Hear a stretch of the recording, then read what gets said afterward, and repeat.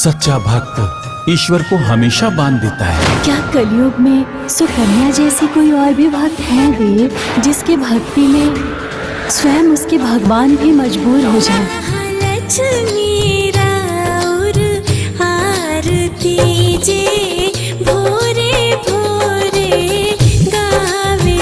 अरे बबनी, इतना सुंदर मंदिर में इतना छोट मूर्ति काय रख ले वाली? अरे माफी मांगी जल्दी से मैया रानी से, न तो अनर्थ हो जाए।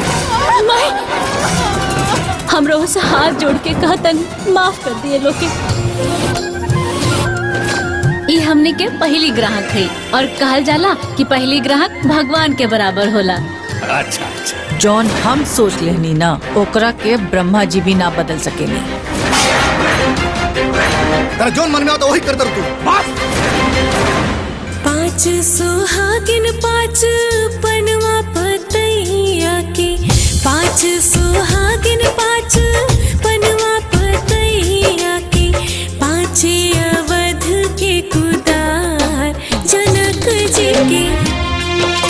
कि 6 महीना तक हम तोहरा के हड़िया छुए ना दे। कंपनी पर क्लेम आइल बा पूरा 70 लाख के।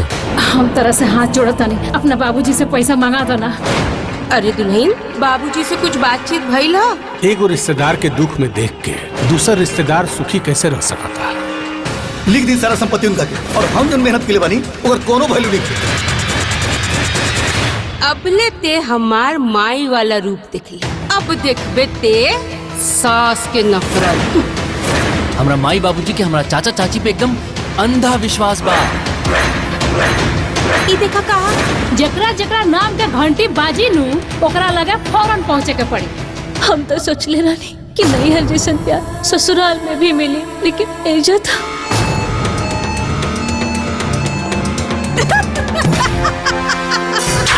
ए जन कुंभकर्ण के तरह सुतल बाड़े, ई तोर पाप के घर ह। हफ्ता दिन के समय लेके आज महीना भर हो गई, हम पैसा दोबारा नहीं मांग सकत। बोल पैसा मांगे कि ना, बोल बोल मांगे।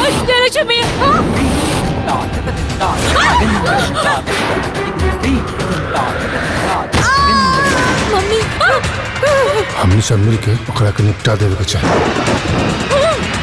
देवी विधि के विधान में हस्तक्षेप न करें। अब केहू भी एक शब्द भी श्रद्धा के बारे में बोलस ना, आज ओकर श्राद्ध हो जाए। रोई पकड़ के पौआ तोहार, भूल कवन भइल करुणा। मैया, हमार लक्ष्मी कहाँ चल गई? चुप सा मैया मैया।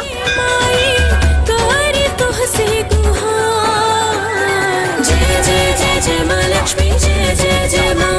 इन लोगों की किए की सजा इनको जरूर मिलेगी। मैं इन सबका सर्वनाश कर दूंगी। जय जय जय जय माँ लक्ष्मी, जय जय जय माँ, जय जय जय जय माँ लक्ष्मी, जय जय जय माँ।